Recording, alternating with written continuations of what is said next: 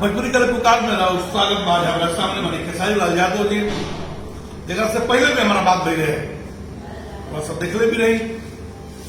यहाँ के बयान भी वह सब देखले रही, सब लोग काफी सराहनीय भी रहे। ये कुछ चीज बताई, आज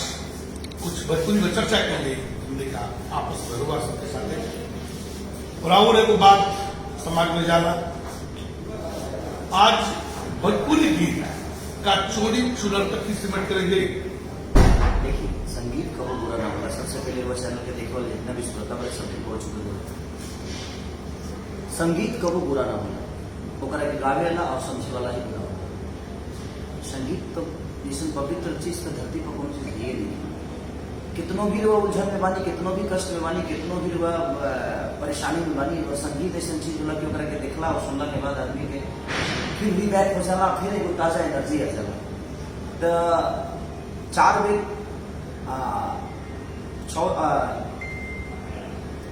6 7 शास्त्र 18 पुराण में सबसे बड़ा सामवेद के मानव है। इससे मानव है कि कहीं ना कहीं सामवेद संगीत के एगो परिकाष्ठा और सामवेद जो जान गई वो तो कभी गलत नहीं कर सकते, जे ना जाना लोग गलत करे। और जहां तक समाज की बात, हमारा कहे का मतलब बाबा कि गंगा के पानी से अगर पाप धुल जाए धरती पर केवल पापी नजरे नहीं। हमने के मन के अंदर जो गंदगी वो करे तो पहले क्लियर कर जरूरी ना। गंगा के पानी से अब चाहे दुनिया के कोनो पानी से, कोनो पवित्र पानी से रहो पहले साफ कर सकते हैं, लेकिन आत्मा के साथ करे खातिर वो खुद के साथ करेंगे और खुद के विचारधारा के बदले के पड़े। तो भोजपुरी भाषा के जहां तक सवाल बा तो गंगा गावेला की संख्या ज्यादा बा और सुनहु वाला के ज्यादा बा कि अगर वो सुनल बंद कर देगा, फाटल है पैंट बेचाई बंद हो जाए तो कल से किनाई बंद हो जाए, कल से बनावल बंद हो जाए। तो सबसे बड़ा चीज बा कि जहां भी गंदा गाना चाहे वो खेसारी लग गया तो ओकर चाहे दुनिया के कौन स्टार हो बाजे का तुरंत धागे पीट देला के काम हो क्यों बजावे, ओकरा पर ऑब्जेक्शन करे की जरूरत पड़े। जब बाजल बंद हो जाए तो शायद हमरो ही समझ में आ जाए जी हमारा आगे पीछे बाजे, ऊपर बाजे, नीचे बाजे,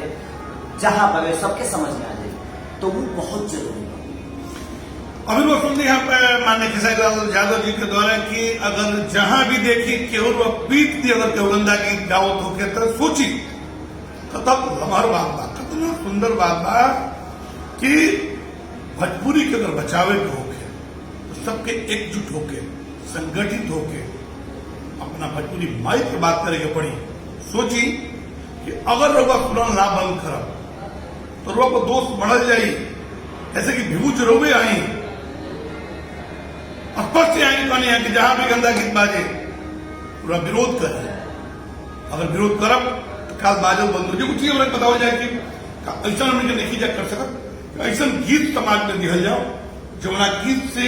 एगो नया समाज के परिकल्पना होके और कोनो बबुआ कोनो बहिन कलम निकाल के लिखे कि ये हमारा भोजपुरी है, एकरा के सुनब जा तो कोनो बीमारी भी दूर हो सकेला, मस्तिष्क में जौन एगो ज्वार भाटा पैदा होला ये बंद हो सकेला। सबसे बड़ी एक बात बताओ तुम, शिक्षक के बहुत बड़ा महत्व होला हर आदमी के, हर जितना भी हमारे पढ़े वाला लोग, विद्यार्थी के ऊपर शिक्षक के बहुत बड़ा महत्व होगा। आज की डेट में उसने स्कूल ही लिखे बना जो उनकी वेद पढ़ा सके। हर आदमी अंग्रेजी पढ़ाता है, हर आदमी अलग भाषा की चीज के ज्यादा बढ़ावा देता है। ऐसा नहीं है कि हिंदी भाषा में चाहे बाकी जगह बलगरती नहीं है, हमने क्यों समझ में नहीं होते से हमें क्यों बलगर नहीं खेला, लेकिन जरा समझ में आओ तो वो बलगर बा।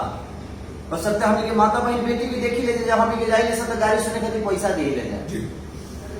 लेकिन वो उतने देर तक सीमित रहेगा। आज हम कई सारा यूट्यूब पर देखनी है रामायण महाभारत के गायक लोग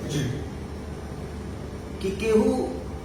वो व्यास के माइक से लेके बहिन से लेके उनका बाबूजी मुहला बाप तक ले लोग गरिया देता है। तो ये बताए कि जब समाज में अखंड कीर्तन करौले बनी आ करैला के बाद राम विवाह के कार्यक्रम करा के हो जी माई बहन के गाड़ी सुना तनिया सुनवावत इहो ठीक नहीं। जहां तक ले एगो अगर बेशक खाना में आदमी चल गई, मान के चल गई भोजपुरी के लोग गायक लोग एगो अलग दुनिया के हो गए, राइट। लेकिन जहां आस्था बा, जहां राम की चर्चा होता, जहां कृष्ण की चर्चा होता, जहां महाभारत की चर्चा होता, जहां वेद की बात होता, आ वो जगह पर कोनो ऐसा शब्द नहीं बाबा जो हम तो कई सारे ऐसा देखनी है कई सारा मैंने यूट्यूब पर देखने, कई सारा व्यास लोग के देखने कि मैंने माइकवा से हट के ऐसा कुछ बोल देता लोग कि लोग के समझ में तो आइए जाता, थोड़ा सा माइकवा से हटा लोग इतना तो माइक पर गरियावल शुरू हो गया। ये बहुत थोड़ा सा दुखद बात, इसलिए हम वही विधा से आयल बनी, रामायण महाभारत के विधा से आयल बनी। तो हमें सबके सोचे की जरूरत बा, इसलिए भोजपुरी भाषा खाली खेसारी लाल यादव के ना, चाहे नंद बाबा के जिम्मेदारी नहीं, ये जिम्मेदारी पूरी भोजपुरी समाज के बा, 12 करोड़ जनता के बा, 42 करोड़ जनता के बा। तो कहीं ना कहीं हमें के खुद के भी नियंत्रण रखे के पड़ी और अपने भाषा के प्रति लगाव बहुत जरूरी है। और जब तक ले लगाव हुआ ना हो तब तक ले शायद समाज की विकास ना हो सके। बाहर मिला तो लोग कहते कि भोजपुरी माने पौध, सीधे सीधे पौध, बड़ा शर्म होता का जन पहले आओ जहाँ कोनो चौक चौराहा पे या कोनो देश विदेश के कोना में जाइए वो या पहचान मिला अपना भोजपुरी के और लोग गर्व से कहे कि हमारा भोजपुरी। बाबा भोजपुरी के पहचान की जरूरत नहीं है, भोजपुरी ऐसी भाषा होने के बाद उससे बड़ पहचान को हो नहीं कर सकती। उदाहरण के सारे लगे तो हम भोजपुरी बोल के यहाँ तक ले पहुंच सकते, ऐसा लिखे जो हम अंग्रेजी बोल के यहाँ तक ले पहुंच सकते। चाहे दुनिया के जितना भी भोजपुरी समाज के लोग बा सभी अगर जितना बड़ा बड़ा दर्जा बाबा, चाहे बड़े बड़ा चीज बाबा, तो कहीं ना कहीं बड़ा स्थान पर मिले तो भोजपुरी भाषा के बदौलत ही मिलता। हम लोग क्या करोड़ों में लोग जाना था, कहीं ना कहीं भोजपुरी भाषा की वजह से जानता, हमारे के अंग्रेजी तो जानते नहीं है क्यों। तो भोजपुरी पहचान के मोहताज नहीं है, भोजपुरी की पहचान बनल मिले कि हाँ जहाँ तक एक फैक्टर जमुना के वो गाना के सिर्फ गाना ही अश्लीलता के बढ़ावा नहीं देते। हमने के मन में जब तक अश्लीलता ना हुई तब तक ले हमने के बताइए जब हमारा मीट खाए के मने ना करी, मीट खाए के मन ना करी तो आप दूध के दुकान पर जाए ना, तो पहले तो हमारा मन के बनाने के पड़े कि हमारा मीट खाए के मन मत करो, या हमके अगर हमारा शरीर के भूख मिटावे के बाद तो हम भगवान के साथ तभी मिला तो भगवान से हमारा लगाओ, हमारा भाषा से लगाओ, हमारा अच्छा सुनने की आदत पड़ जाएगी। तो जब अच्छा सुनने की आदत पड़ जाएगी तो दुनिया में कोनो चीज तबे बिकाला जब ओकर डिमांड हो जाए, तबे बिकाई जब ओकर डिमांड हो। एक बार बिहार में दारू बंद बा, फिर वो जानता नहीं बिहार में दारू बंद बा, लेकिन जरा पिए के बा वो झारखंड चल जाता, जरा पिए के बा कलकत्ता चल जाता, जरा पिए के बा नेपाल भाग जाता, जरा पिए के बा यूपी चल जाता। यहाँ तक लेकिन हो जरा जाऊँ गुजरात तो अपने हिसाब से अपन जीवन चला रहा हूँ। अच्छा एक चीज बताइए, यूट्यूब पर जातिवाद, जिलावाद, ये जिला के फलाना जिला सार है फलाना एक कई के गीत जो रहा होता समाज का प्रकाश संदेश हो। एक हमारा गाना ही है वो चलते बड़ा विवाद है कि भतार भटियारा रहता जगह लॉकडाउन के टाइम वो गाना के मतलब भतार भटियारा के मतलब का होगा। हम यहाँ भटियारा पहले भी हम गलत करेला साफा भटियारा हो गया यार, उसको बोलने का लोग नहीं है, वो किसी को छेड़ देता है। तो हम यहाँ हमने क्या पता ना वो बोला जाएगा कि ना, लेकिन भटियारा शब्द गाली ना हो, वो केहू गलत करे तरह से भटियारा हो बड़ी करे हमने के कही देता। तो हमारे में शब्द रहे कि भतार भटियारा रहता जाके वो पत्नी से दूर है, किसी और आदमी के साथ रह रहा है, तो मैंने कि साफा लाज है छोड़ दिया है, भटियारा हो गया है, किसी और के साथ रहा है, क्योंकि जितना लाज शर्म ना हो करेगा उनके भटियारा कह देगा, साफा भटियारे कहे। तो ओकरा पर विवाद हो रहा है, ओकरा पर बहुत सारा गतिविधियां होके लगल जे हमने आरा को टारगेट किया। ना ना ना, अगर मान के चली कि अरे के गांव के बगल के कोनो औरत भी आओ कर पति जाके आरा में डेरा लेके कोनो औरत के साथे रहे, तो अपन दर्द तो कहबे ना करी, अपन पीड़ा तो कहबे ना करी। तो हमनी के जो दर्द होला भोजपुरी समाज की पीड़ा होला, हमनी के देखी केहू के बोल के हंस देता तो मार हो जाए, ओकरा दिमाग में दूसर कुछ चल जाए कि कहीं हमारे के देख हंसवा सका कोनो बात बता। तो हमनी के भाषा के ऐसा मिठास होता कि एक तरह के बोलला के बाद कम से कम 4-5 गो अर्थ निकल ही जाला। तो दिमाग जो है वो चश्मा की तरह, चश्मा से जौना हिसाब से लोग दुनिया में देखा वही हिसाब से लोग साथ में चलने वाली लड़की हमारे मेहरारू ना, हमारे बहनों हो सकती है, हमारे बुआ भी हो सकती है। अब और रिश्ता के राउत सोच क्लियर करे कि हमारे कौन हिसाब से पहले सोचा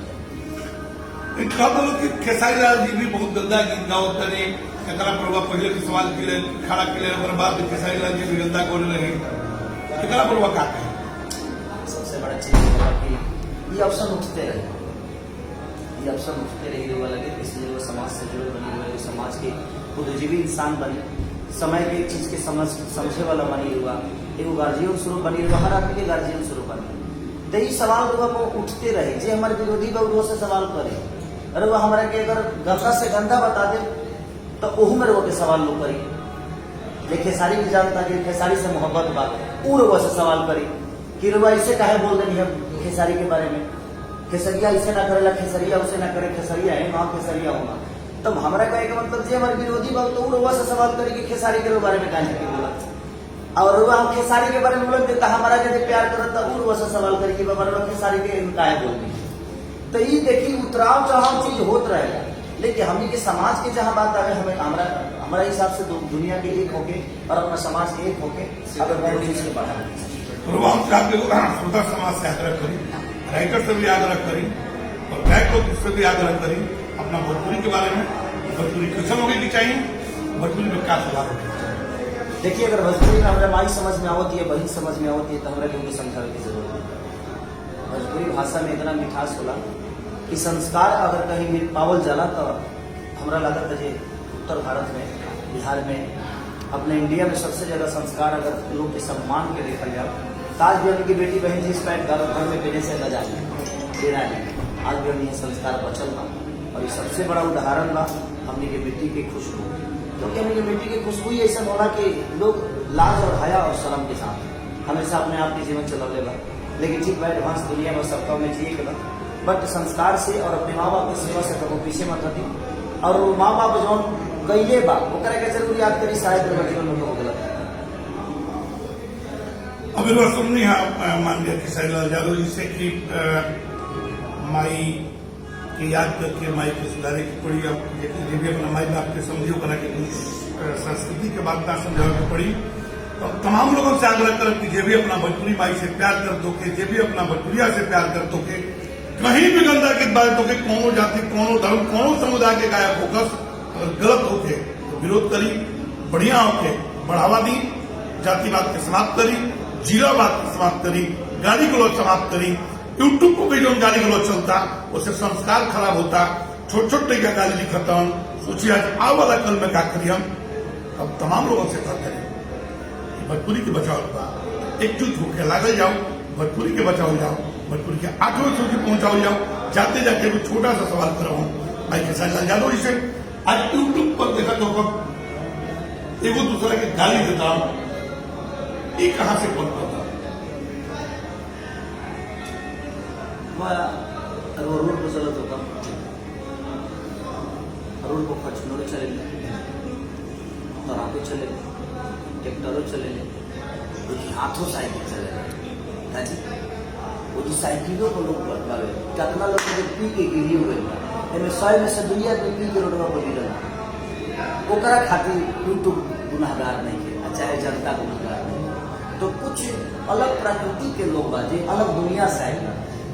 ओकरा फेसबुक पर अपन पहचान बनाने के बाद, केहू के गरियाइए के पहचान बनाने के बाद, केहू के उनका बोलिए के पहचान बनाने के बाद ओकरा के लोग कब रोकिए ना पाए और रुके वाला नहीं थे। ऐसे जो संस्कारहीन इंसान बा ओकरा के लोग कैसे रोको जब ओकरा इतना बुझाते नहीं कि हम किसी के माँ को गाली दे रहे हैं, किसी के बहन को गाली दे रहे हैं, किसी के सम्मान को ठेस पहुंचा रहे हैं। तो जो अपने माँ बाप का सम्मान करता होगा वही ना किसी के माँ बाप का सम्मान करेगा। तो आप उससे सम्मान का बिल्कुल इच्छा मत रखिए जो मुझे मेरा सम्मान करे। एक छोटा सा अपील तुमसे कम भैया अपना संस्कार अच्छा मैं किसको अपील करूँ? बस सबको देखिए हम खेसारी लाल यादव सबके अपील करते हैं कि संस्कार जे भी गाली देते हो कम से कम के बंद कर जाओ। अरे वह जितने मना कर वो तने ठीक है आदत में बा देखिए आदत में बा देखिए हम का बोल दुनिया में रोज जितना होकर के मना करब ना ओकरा बुझाई जाए अब हम कर लागत हमरा ना लागे। हम जीवन में आज ले रिएक्ट कइबे ना करेंगे, हम ना करेंगे तरह गरिया अगर उसको ये लगता है कि खेसारी को गाली दे देने से उसको खुशी मिल रही है तो बाबा उसको हक दे भाई तो गाली मुझे कोई दिक्कत नहीं है। बट एक बार अपनी माँ को भी देखते, तुम्हारी भी माँ है मेरी भी माँ है और पब्लिकली आप किसी को बेइज्जत करते हो, किसी की माँ को गाली देते हो, चुप है वो आदमी इसका मतलब ये नहीं कि कमजोर है। ठीक है मैं चुप हूँ, यही काम अगर किसी और के साथ करोगे तो आपका व्यवस्था कर देंगे। तो मैं इसीलिए मैं सोचता हूँ कि मैं कितने लोगों का जवाब दूंगा बताइए। मुझे काम इतना करना होता है, मैं महीने का कम से कम एक दिन में 32 गाने गाता हूँ, तो कहीं ना कहीं वो भटक जाएगा आदमी। इसीलिए मैं जवाब नहीं देता। जिसको सम्मान करना होगा वो करेगा, जिसको नहीं करना होगा जो खुद का सम्मान नहीं कर सकता वो बाबा उसे सम्मान का इच्छा मत करिए। अभी आप सुने भाई किसान यादव जी से कि अगर ना को कोई गाली देता है वो संस्कार विहीन है, संस्कार से परे है। तो मैं तमाम लोगों से कहता हूं, अगर ये बात है तो संस्कार से भटकिए मत, किसी के माँ बहन को गाली मत दीजिए, क्योंकि वो आपकी भी माँ है, आपकी भी बहन है, आपकी भी बेटी है और आप ही के बीच की है। तो मैं तमाम लोगों से आग्रह करता हूं कि संस्कार के बीच रहिए, संस्कार को बचाइए, विहीन मत बनिए, अपने भोजपुरी को बचाइए, भोजपुरी को 8वीं सूची बचाइए।